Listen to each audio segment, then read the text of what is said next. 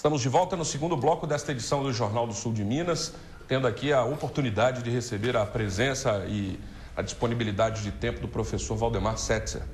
E nós estamos falando sobre antroposofia, educação, crianças, e já falamos a respeito de meios digitais, vamos falar de outras coisas também, Hélio. Não, professor, no outro programa nós conversamos rapidamente sobre o problema da meditação e das crianças, né? Eu queria saber o seguinte: a meditação, todos nós sabemos que ela é muito importante para que a pessoa conheça a si mesma, para que ela possa conviver de uma maneira mais harmônica com o mundo. Qual é a idade que o senhor acha que pode começar a se fazer uma introspecção dessa, uma meditação? Porque tem várias, os índios, por exemplo, as crianças desde pequenas já são envolvidas nos rituais, onde eles de uma certa forma, conseguem fazer uma meditação mais profunda, né? E qual seria o papel dessa meditação no ensino, né, no desenvolvimento dessa criança? Eu queria que o senhor desse uma ideia para a gente. Sim, excelente pergunta, Hélio. Obrigado. Gostei muito. E não foi combinada antes, hein? Bem, eu vou dizer porque é excelente. Eu já vi crianças participando desses grupos de meditação, enfim, e me chocou muito. Porque a meditação deveria ser feita idealmente a partir dos 21 anos de idade, mais ou menos. Agora depende, às vezes o jovem tem aquela busca muito grande, talvez pudesse começar com 18, 19 anos. Mas, na verdade, a gente deveria esperar a pessoa se desenvolver, totalmente desenvolver aquilo que na antroposofia a gente chama de eu superior, fazer o desenvolvimento disso plenamente. Vejam, isso se dá aos 21 anos, esse desenvolvimento se completa aos 21 anos. Por isso que antigamente havia uma tradição de se dar responsabilidade civil aos 21 anos. Não sei se ainda se pode casar com menos de 21 anos, mas antigamente não podia, o pai tinha que autorizar, certo? Ou ter uma propriedade, etc. Isso é uma sabedoria muito antiga. Então, é preciso ter uma autoconsciência muito grande para fazer meditação, para escolher o tema de meditação, não é? Porque a meditação apresenta também perigos muito grandes. Se a pessoa, junto com a meditação, não faz um desenvolvimento da sua alma... Desculpe, é o frio de Poços de Caldas. Aqui está frio. Pois se ela não faz um desenvolvimento interior, certo?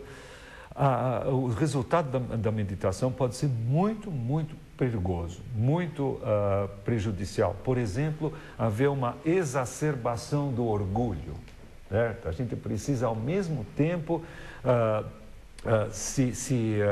enfim, se libertar do egoísmo, por exemplo. Pode haver uma exacerbação do egoísmo. E essa autoconsciência é só mais ou menos aos 21 anos, o Hélio, é que ocorre no ser humano, certo?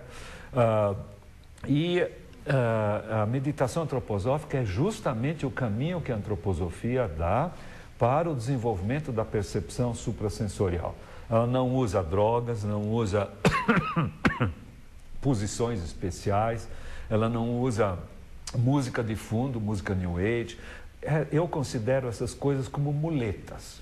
O que acontece quando uma pessoa sadia usa uma muleta? Acaba atrofiando o músculo, certo? Então nós não devemos usar muletas, a gente deve usar um esforço puramente interior para a gente fazer exercício de concentração mental. E quando é que a concentração mental vira uma meditação? Quando o tema da concentração mental não é físico, é algo espiritual. Compreenderam? Não é?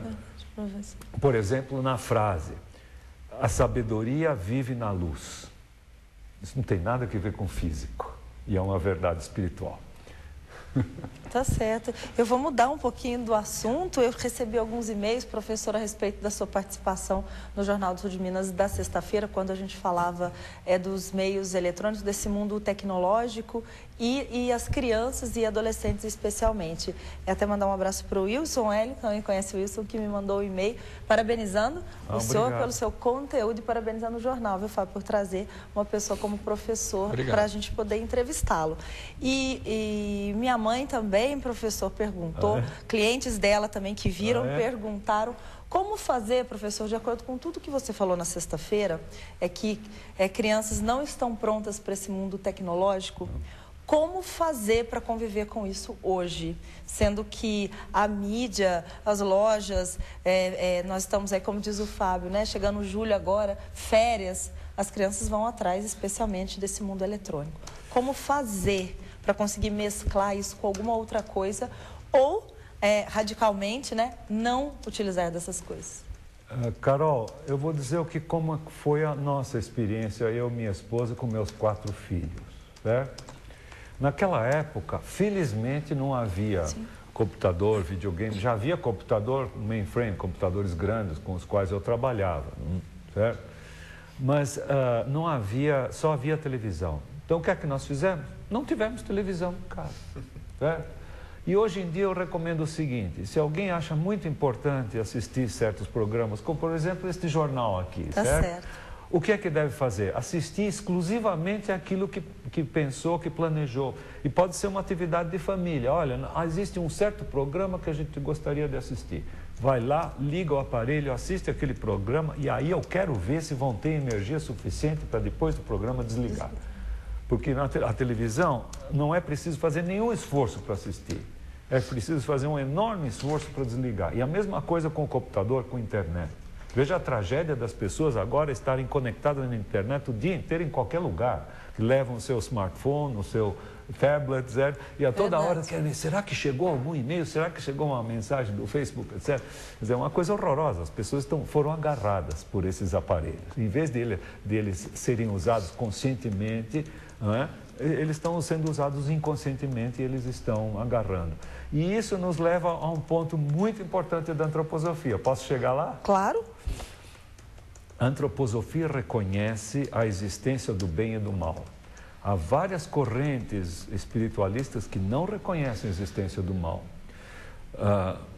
Acontece que a antroposofia mostra que o mal é uma necessidade. Ele foi uma necessidade para a humanidade. Por quê? Porque se não existisse bem e mal, não haveria escolha.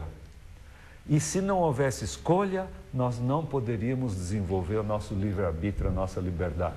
E é o desenvolvimento da liberdade individual, do livre-arbítrio, é uma das grandes missões do nosso eu superior, aquilo que a gente tem que desenvolver.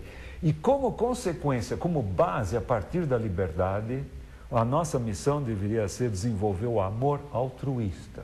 O amor só pode ser altruísta se ele provir da liberdade individual.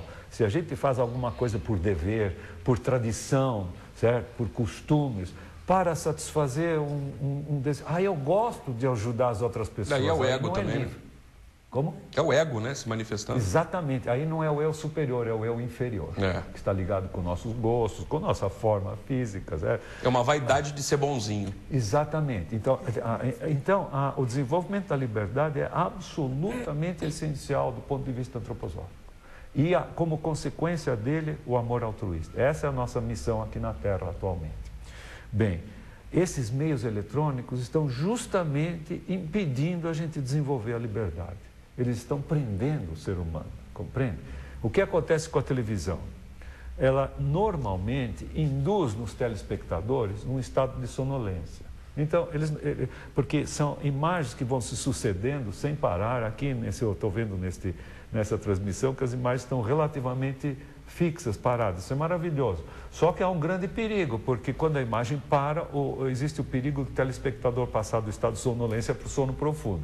Então as imagens a toda hora... Vejam a propaganda. Vejam a propaganda. Ela não para, muito movimentada, para a pessoa não entrar passar de sonolência para o sono profundo. Então, a gente reconhecendo essas influências do mal, a gente deve